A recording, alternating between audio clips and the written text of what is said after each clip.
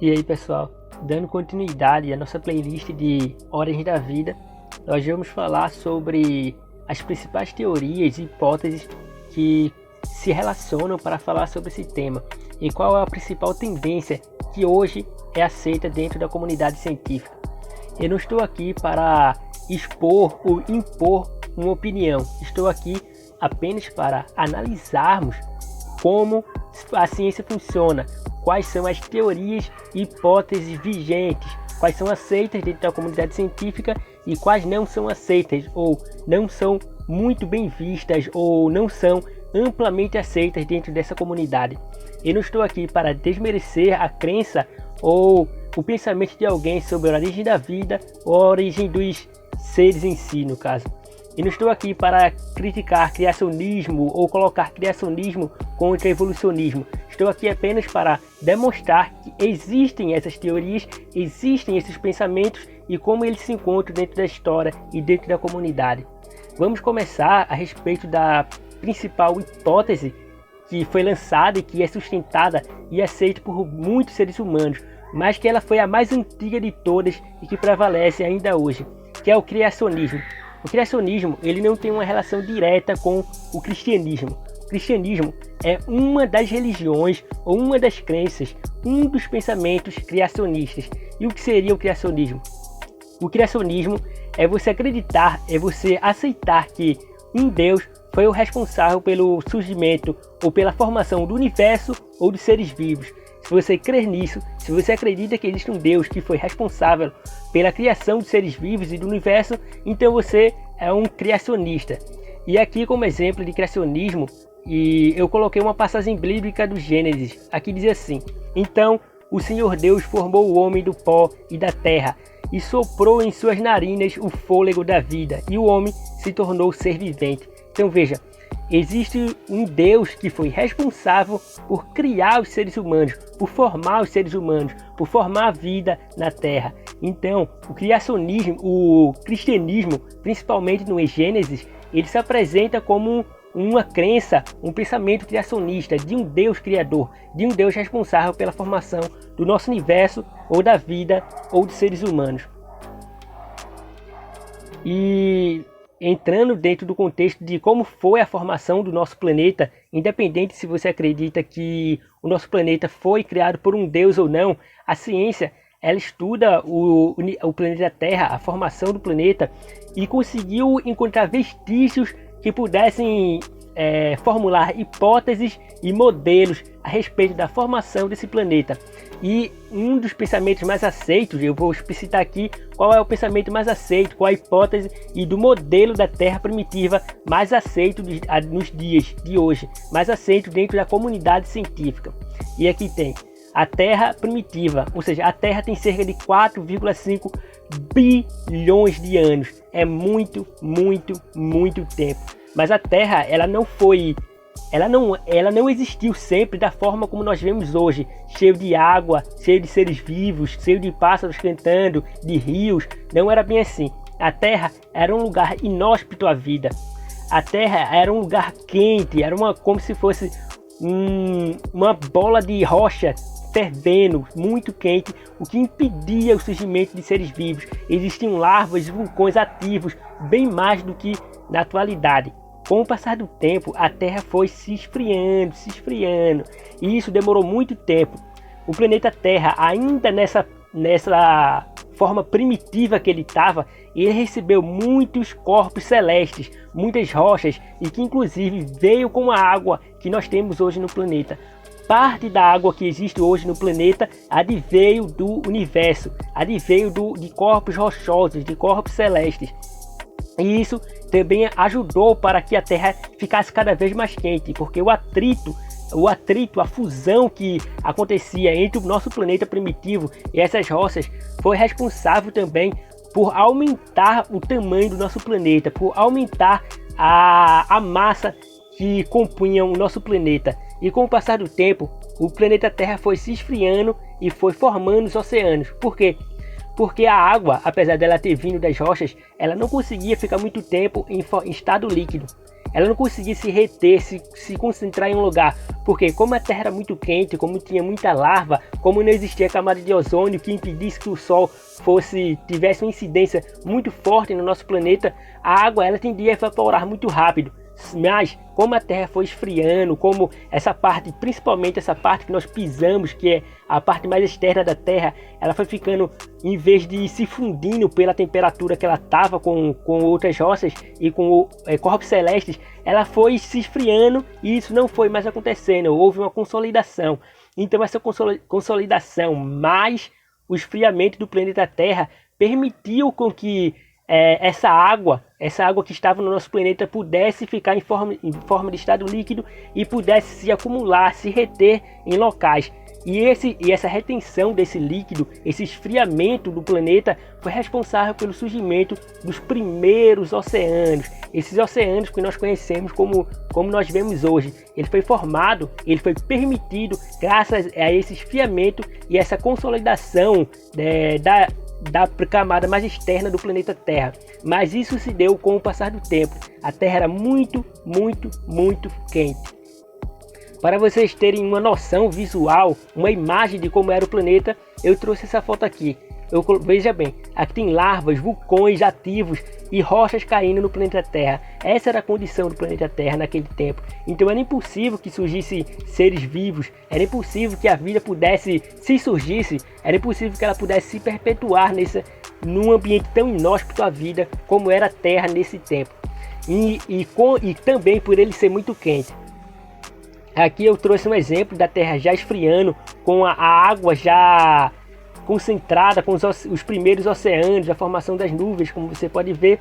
E também houve, não agora, mas depois, com o passar dos seres vivos, a existência da camada de ozônio. Veja bem, o esfriamento da Terra, mais o surgimento desses oceanos, foi um ambiente propício à existência da vida. Apareceram os primeiros seres vivos, que muitos acreditam que eram bactérias, eram cianobactérias, que eu explicarei o que é uma cianobactéria nas aulas quando eu falar sobre esse assunto.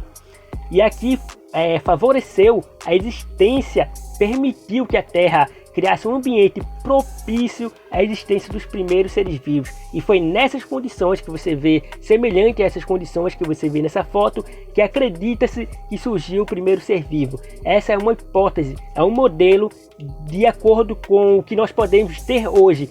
De acordo com o que nós podemos observar da Terra hoje, nós tentamos criar uma hipótese, nós tentamos criar um modelo para que possamos explicar como surgiu e quais eram as condições da Terra primitiva. E melhor, quais foram as condições que permitiu que existisse um ser vivo. Então, na Terra, veja bem, uma característica interessante dos seres vivos terrestres é a existência da água. Só foi possível existir vida na Terra depois que pôde haver água em forma líquida, água concentrada, sem que ela ficasse nesse ciclo de uma forma tão rápida como era quando ela estava muito quente. Então a existência de água em forma líquida é uma característica que permitiu a existência de seres vivos no planeta Terra. Eu botei aqui a vitória da biogênese. Vamos sair um pouco desse contexto da Terra primitiva e vamos lembrar. Vocês lembram que existia uma discussão entre biogênese e abiogênese? Vamos lá. A abiogênese era a hipótese ou teoria que acreditava que os seres poderiam surgir a partir da matéria inanimada. Se eu pegasse lodo, podia surgir um sapo e coisas semelhantes. E a teoria ou hipótese biogênica, a hipótese da biogênese, ela dizia que um ser vivo só poderia surgir a partir de outro ser vivo. Ou seja, houve uma vitória da biogênese graças a Louis Pasteur e Redi. Se você não conhece essa teoria, se você quer compreender um pouco mais qual foi essa discussão e como a biogênese se deu vitoriosa, tem uma aula exclusiva a respeito desse assunto. E vamos lá. Como a biogênese saiu vitoriosa, veio outro questionamento. Veja, se a biogênese ela afirma que os seres vivos só surgem a partir de outro ser vivo pré-existente, então como surgiram os primeiros seres vivos? Esse pensamento, esse questionamento a partir da vitória da biogênese trouxe hipóteses e teorias para que pudesse responder como surgiu o primeiro ser vivo.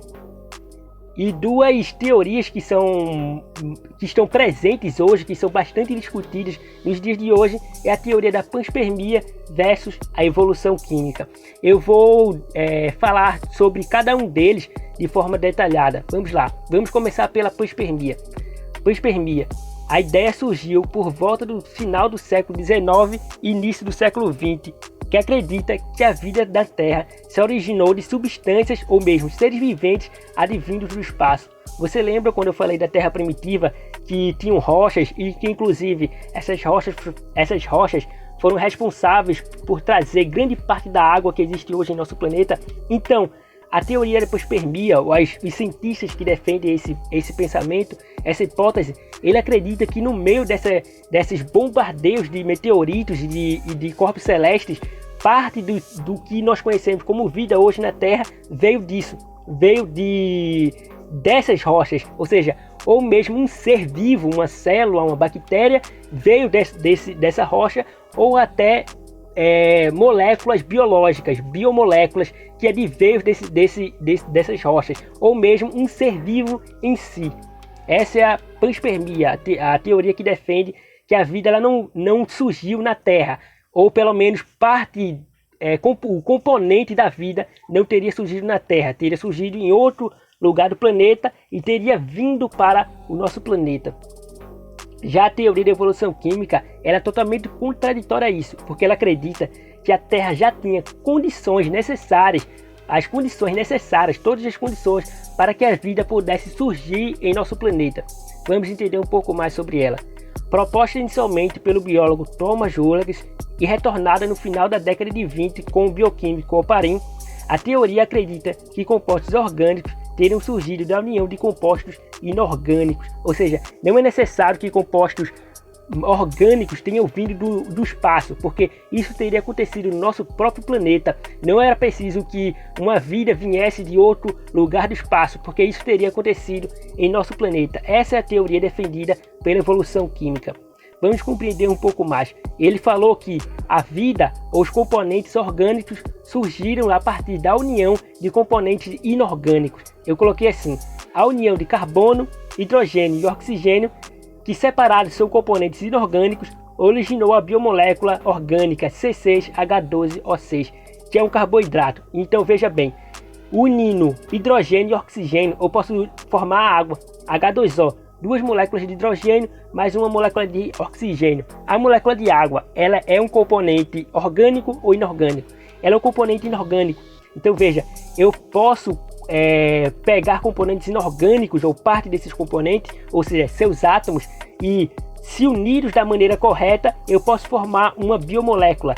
E a união dessas biomoléculas, no caso, carboidrato, proteínas, lipídios e assim por diante, a união desses componentes orgânicos, dessas biomoléculas dentro de uma célula que é capaz de se reproduzir, isso teria originado os primeiros seres vivos. Ou seja, a vida surgiu a partir de uma evolução química, a partir da evolução química de componentes inorgânicos em componentes orgânicos.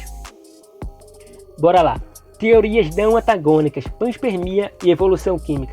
Apesar de eles terem pensamentos distintos a respeito da formação da vida em nosso planeta, a panspermia e a evolução química não são antagônicas. Uma não necessariamente exclui a possibilidade de a outra existir.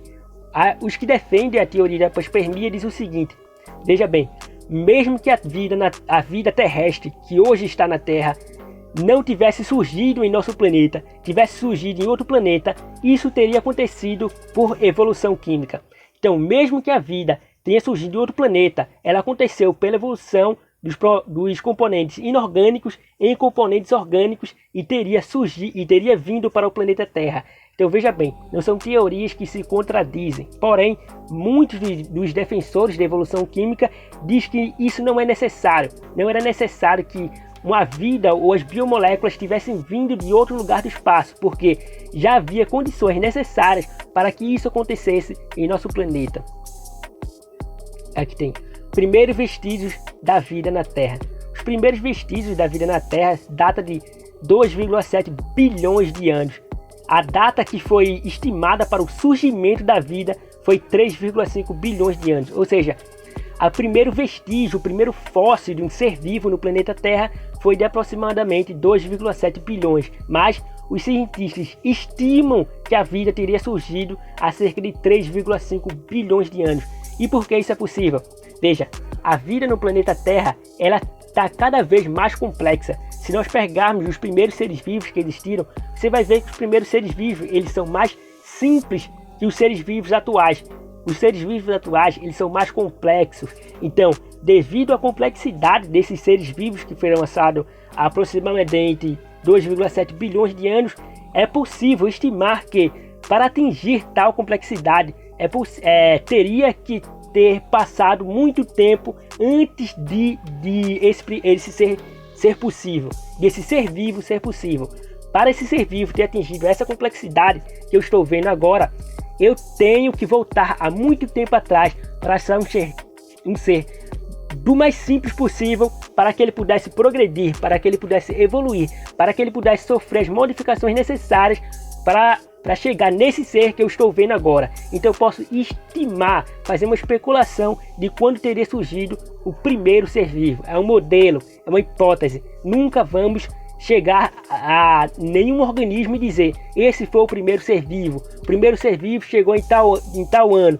Mas nós podemos fazer estimativas, nós podemos tentar recriar ou rever como foi a realidade. Não podemos afirmar, mas podemos criar modelos e hipóteses para compreender e estipular de como teria sido a origem dos seres vivos e em que condições eles teriam surgido.